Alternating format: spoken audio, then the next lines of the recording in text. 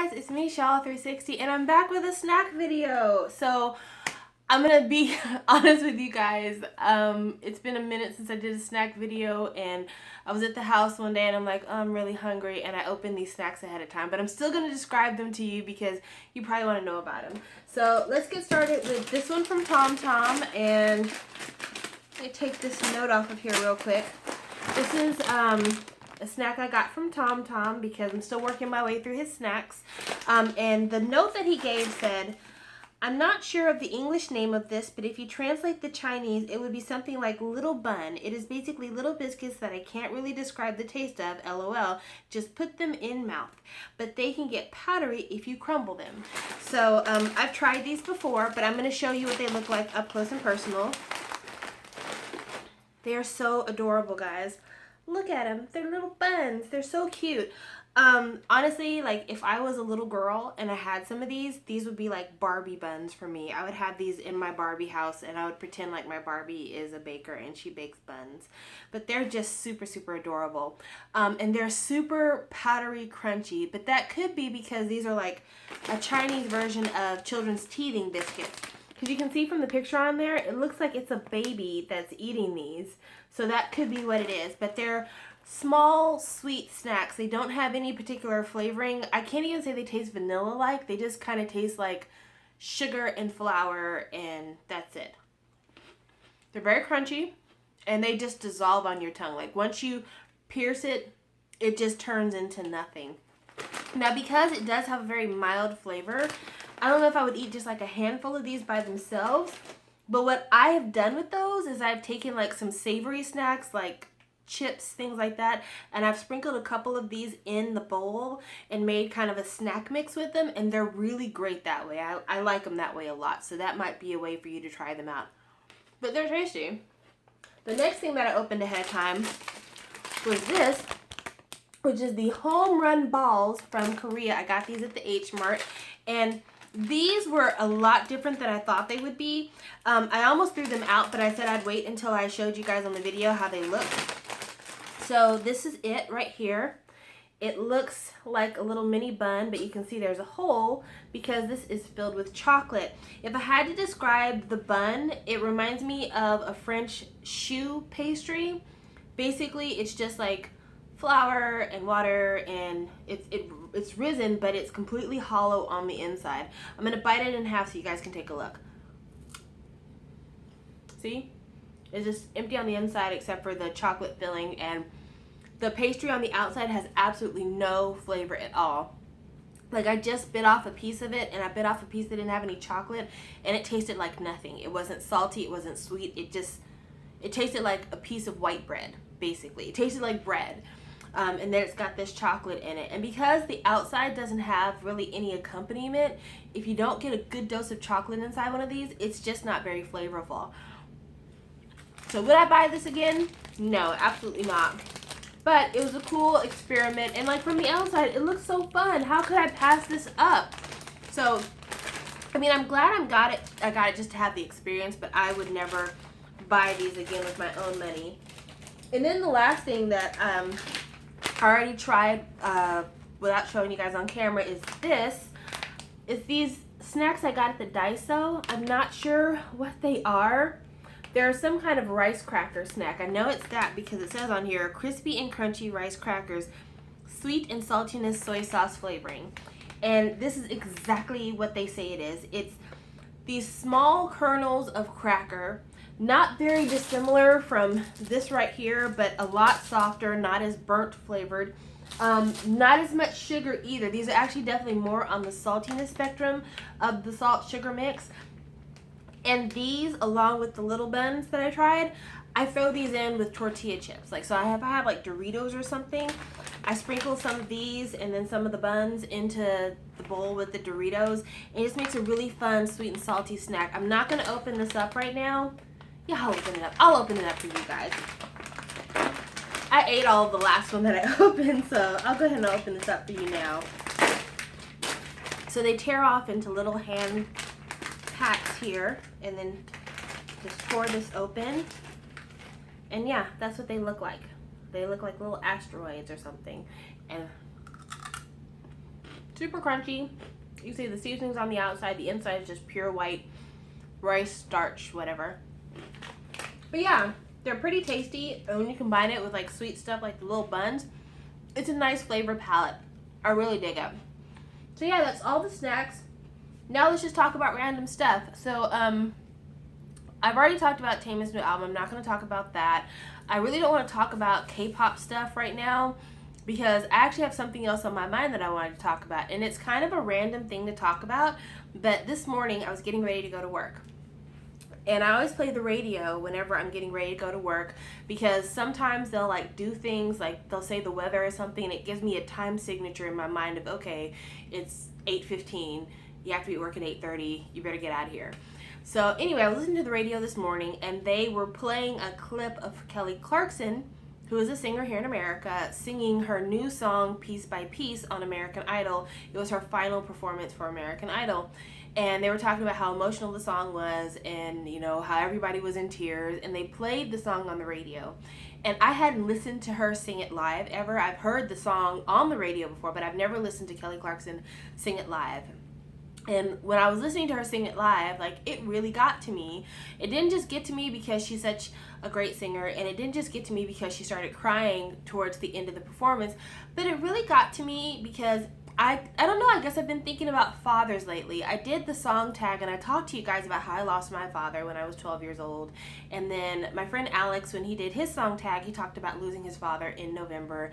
And then, you know, my friend Angels 2014, she lost her father when she was really young too. So we've all lost fathers. Even though I lost my biological father, I still had a stepfather as I was growing up. They lost their father, and they never had another, or they, at least with Alex, he doesn't have a stepfather right now because his father just passed away. And then with Angels 2014, she didn't have a stepfather. But I was just thinking about fathers and about fathers abandoning children. And I wanted to kind of speak on that a little bit on this channel, only because it's a subject that's really personal to me. I have a sister, and me and my sister, we are very far apart in age, like almost a decade. And she has a son who has never met his father, ever. The father has never met the son, never sent a birthday card, never called him. He's sent maybe 3 emails over the course of the last 12 years. And I often wonder, like, how he justifies in his mind him not being there for my nephew. And I was thinking about, you know, what it is that society in America tells a father he needs to do when he's not in a household with his son. And basically people focus on child support, and like that's the answer is, you know, making sure you send money for your kid. You're a bad dad if you don't pay child support. But it takes more than that to be there for your kids. Child support is lovely, and I'm not saying you shouldn't pay it. You absolutely should pay your child support because kids need a roof over their head, they need food in their stomach, they need shoes on their feet. But there's so much more that goes into being a parent that a lot of people don't really recognize and that fathers aren't put on the hook for. For instance, not only does your kid need to have food in the refrigerator, but they need someone to prepare said food in the refrigerator. Not only does your kid need a roof over their head and lights to be on, but they need somebody to receive these bills and then in turn pay these bills. Not only does your kid need shoes on their feet, they need somebody to take them and put them in their vehicle, take them to the place where the shoes are bought, make sure the shoes are tried on, that they fit, and then when those shoes are grown out of, go back to that same place and get another pair that does fit.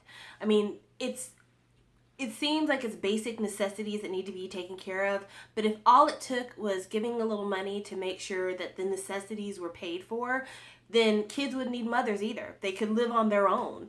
But you would never think to leave a 2 or 3-year-old in a house by themselves, even if the house was completely paid for and the lights were on and the kitchen was full. You'd never do that because you know, common sense wise, it takes more than the utilities to raise a child. And the job of a parent, and I'm not going to say the job of a mother, the job of a parent is so much more than just making sure that a child has a safe environment to stay in. It's also about developing a child's emotional well-being, developing their intellect, developing their social skills, developing their personality. All of these things make up child rearing. And absentee parents who excuse their absenteeism by saying, well, at least I'm giving money.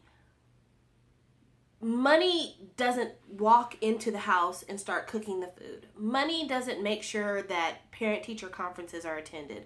Money doesn't bandage scraped knees. Money doesn't hold your children when they cry. Money is not the cure-all for everything.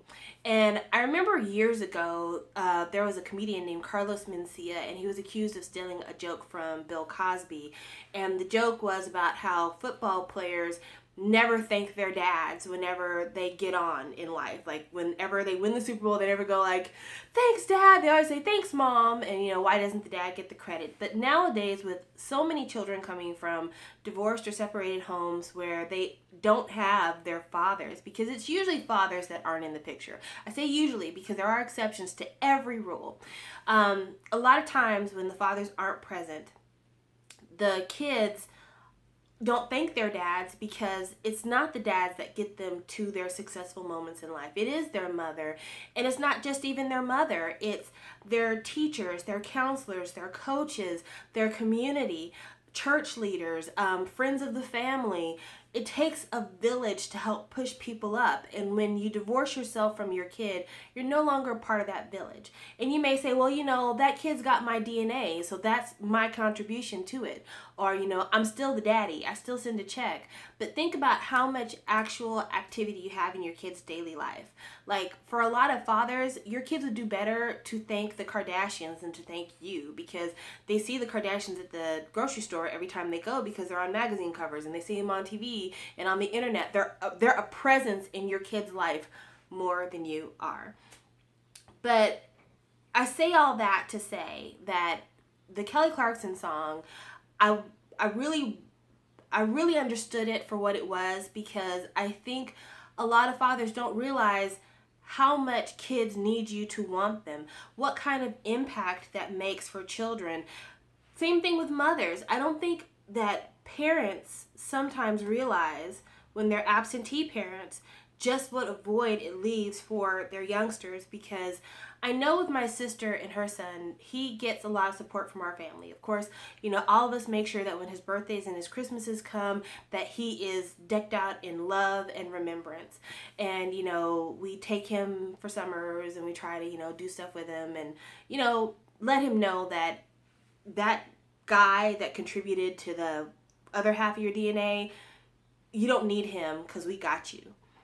But when he was really little, he did what all little kids did. He's like, so where's my dad? Because the other kids at school have dads. Where's my dad? And even if you have a super loving family, a kid grows up wondering, why am I different from everybody else?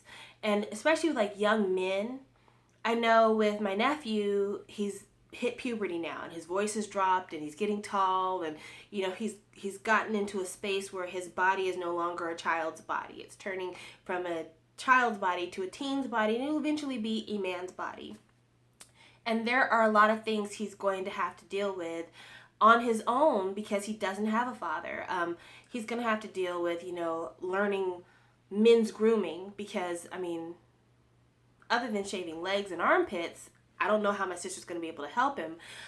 He's going to have to learn about, trying to manage hormones, because when you're a boy and you get flooded with your testosterone, trying to keep a level head and not, be out there doing crazy stuff because of all these hormones running through you, that's a thing that dads help to manage, because dads will be like, okay, well, this is a healthy outlet for you when you're dealing with these type of feelings. Whereas women, we have our own hormone issues that we deal with, but we deal with them in a different way. I know when I was a teenager, as a teenage girl, I cried a lot. And my mom's like, go listen to some music, cry it out, come back downstairs for dinner. Well, that same treatment wouldn't have worked for my brother. My brother, he's like, my dad would say, go outside and go pull some weeds. And my brother would be like, man, I don't want to do any chores. But that would help him work it off. He needed that physical activity like that, because crying wasn't going to work for him. So things that a father can do for a kid, those things are missing.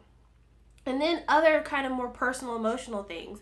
My nephew's never had any other man in his life other than my late grandfather that has been there regularly as a man. And definitely he's never seen his mother in a romantic relationship since his father was out of the picture. So when the time comes for my nephew to have romantic relationships with someone, no matter who it is, male, female, whatever, he's not going to know what that kind of healthy relationship looks like. Like, he doesn't know how you treat a partner because he's never seen that up close and personal. And definitely there's the internet, YouTube, all these other books, all these other ways that you can be informed on experiences you don't already have. But at the same time, that's not something he needed to experience. He didn't have to do that. When there's a father out there, he could be a part of this. So that's the reason why, I don't know, it was on my heart to talk about it on this video. And I know this channel is not a channel where I talk about subjects like this, but then again, this is the channel where I talk about anything, and I just wanted to talk about that. And then finally, just to conclude all this, I want to give a shout out to real fathers, because I don't think it's fair to spend a lot of time talking about the ne'er-do-wells, absentee moms and dads, and not give a shout out to the real day-to-day warriors. And that's why I want to bring up, Angel 2014's dad. I want to bring up Alex's dad, because they were real fathers, and that's why their losses are felt so hard, because their children fill a void from somebody who was there for them.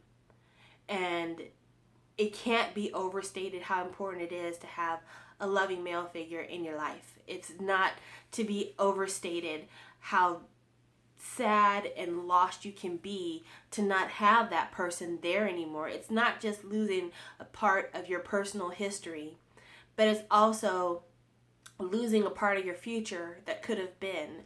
It's losing a person who you go to for advice, somebody that you go to for stability, for structure, someone that you relied upon, somebody who made you laugh, somebody who made you smile, somebody that got that inside joke that maybe was just between the two of you, and somebody who helped you to become the fully realized person that you are today. And there's things about yourself as you grow up that you'll always kind of relate to that person. And on the one hand, especially when it's still fresh, it's going to make you sad, and it's going to hurt to know that, that's where I got that from. And I would tell him, guess what I did that was just like you, but you're not here. But it's also the legacy of a good dad, because I mentioned these two people. They're my friends here on YouTube. They're great people. Like, they really are. They're really kind. They're really loving. They're very generous with their time. They are just...